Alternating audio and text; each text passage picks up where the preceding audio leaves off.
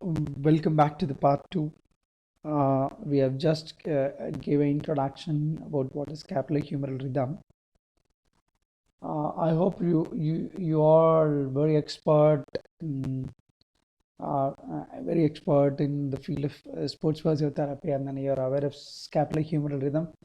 But for a continuation, it's my responsibility to discuss about scapulohumeral rhythm in a shorter note.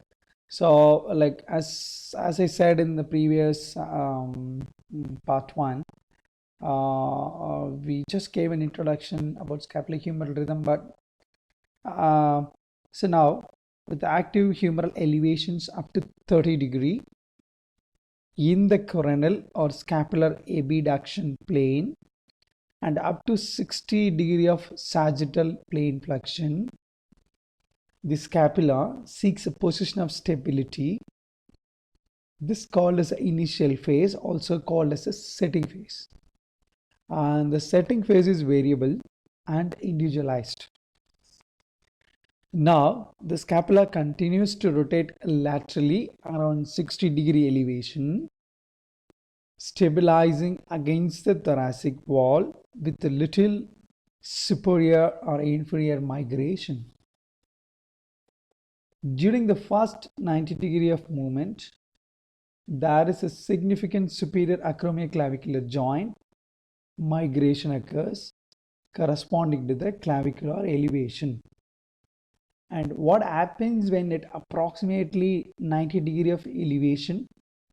Now the corticoclavicular ligament begins to tighten,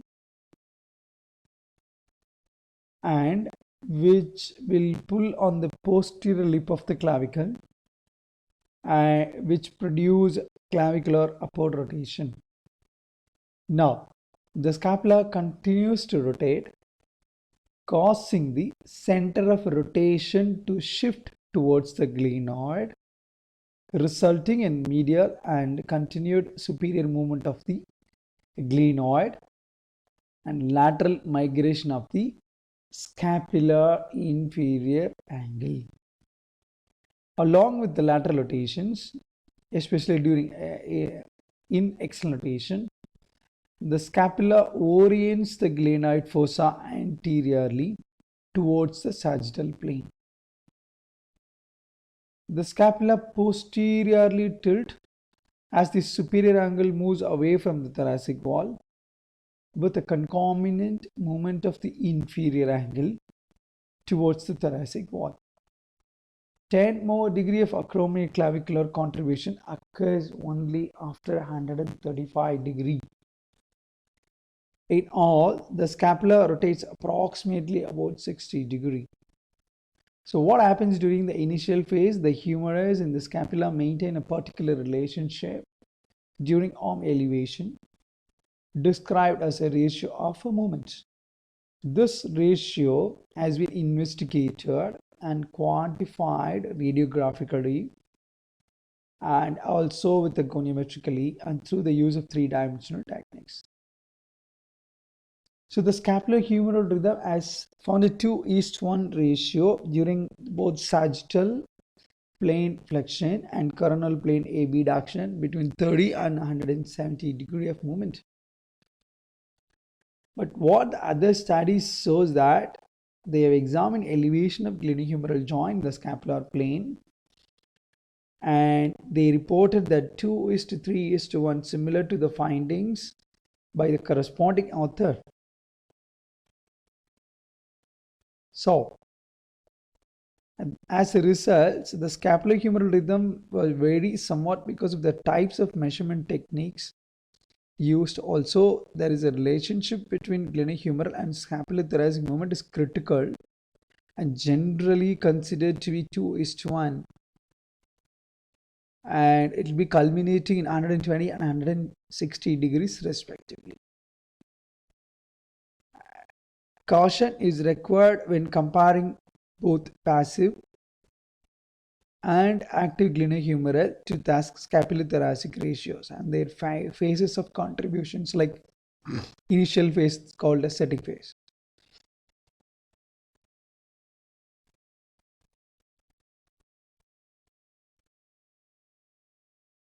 So what happened during the passive movement? The muscles that drive the scapula are inactive. Thus, irritation of scapular movement will lag compared with the active movement, being dependent on the glenohumeral capsular ligament structures, elasticity, as well as expansion. This explains why during a passive movement, the scapular movement may not be detected until 70 to 90 degree. If you look at the other way, the scapular upward rotation is partly related to the tension developed in the coracoclavicular ligament during elevation. Patients with hyperelasticity tissue or instability probably demonstrate less upward scapular rotations during the active elevations because there is more play in the CLC. Then the scapula will move earlier with the movement of the humerus if adhesions exist in the capsular ligamentous complex. Therefore, the passive rather than active assessment of scapulohumeral rhythm tends to be more sensitive in determining the restrictions of scapuloligamentous complex. Just not to confuse it, I have added a slide from the Google Images which shows that. So what is the comparison of ratio of active glenohumeral to scapulothoracic rhythm in plane of scapula? What next? So before we gonna discuss about this, I would like to include the clinical examinations because now we are talking about rehabilitation of shoulder injuries. Like each and every one have a um, different method of assessing a patient whoever walks into your clinic, but we should have a basic and general assessment only for the shoulder. So like how do you carry your clinical examinations when patients comes to your clinic with shoulder pain, or any athlete or general populations? We should have some guidelines, and then we should have the purpose, like why do you want to assess the shoulder, which is like most of us what we do when they are not practicing physiotherapy, but basically if presents due to shoulder pain, we like we do assess, but like we don't use those clinical reasoning skills to find what is really bothering. So in that way, the clinical examinations will make you to understand to carry forward with the patients. So purpose, as I said, like we are doing shoulder assessment, we are trying to rule out or rule in a conditions like, so like unnecessarily if you're not trying to apply this scenario rule out and rule in, so the rule out, if you start ruling out, so this won't be, this won't be, like that. So it is easy for us to narrow a diagnosis, and then it also gives you time to treat your patients on the day itself. That is why we are trying to rule out and rule in, and then we should establish underlying the causes of symptoms, why the pain is still there, what happened even after an MRI or X-ray. So the establish, no, we have to establish underlying the cause for symptoms. Like if suddenly a 13-year-old comes in, tells you that I have a shoulder pain, the pain is in the front directions, I have a pain during this moment. So so if you're able to understand the underlying causes for the symptoms, it's easy for us to carry forward. And the clinical examination of shoulder, which determine where to start the treatment. Of course, most of us are not aware.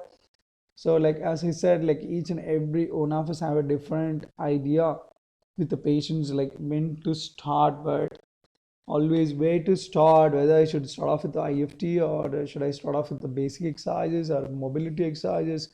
Stability exercises, all the priorities is up to a physiotherapist to decide which one to carry fast. And then also it'll give a decision making on tolerance level and aggressiveness of a program. So then, what are the components of clinical examination of a shoulder? Like now here, I would request all of you to um, write component of clinical examination of the shoulder. Like we have got different group of people from different sports and then different states. So like, so we're all united as a physiotherapist, but still, so based on the skills and knowledge that we acquired so far, so now we have the ability to design a shoulder assessment protocol. So like, so what I want from you is like, I want you to, um, I wanted to go through the clinical examination of the shoulder. So now when you talk about components, so like we usually do a subjective examinations, the subjective history, patient name, age, sex, and occupations. So, and as a physiotherapist, we should try to inspect and then observe when the patient walks into a clinic from head to toe. And before you rule out the shoulder pathology, first rule out the neck joint pathology, because so clearing the cervical spine, which makes us to determine where to start, and then it is help us to establish underlying cause of a symptom. And of course, yes, the benchmark for a physiotherapist is to assess the active range as well as both passive range of a movement. Of course, to assess the muscle strength, we use manual muscle testing and accessory movement assessment. Laxity testing, special test is we use a lot of special tests and then palpations, structural identifications, and neurovascular assessment, because the clearing cervical spine is one of the most significant component in clinical examination. So clearing cervical spine will give us a lot of information, because so once you're stuck there, that's also before you treat the shoulder, rule out the cervical spine fast.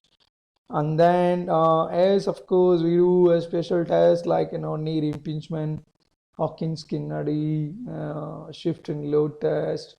So, so the special test can be carried, and then palpations, structural identifications, neurovascular assessment is, as I said, and the functional assessments purely done by strength and conditioning or high performance people. And then if the patient does have imaging studies or radiograph, just to look at either the X-ray or MRI, what are the findings there in the hip. So, these are all the components of shoulder examinations that we really need to take in care. So,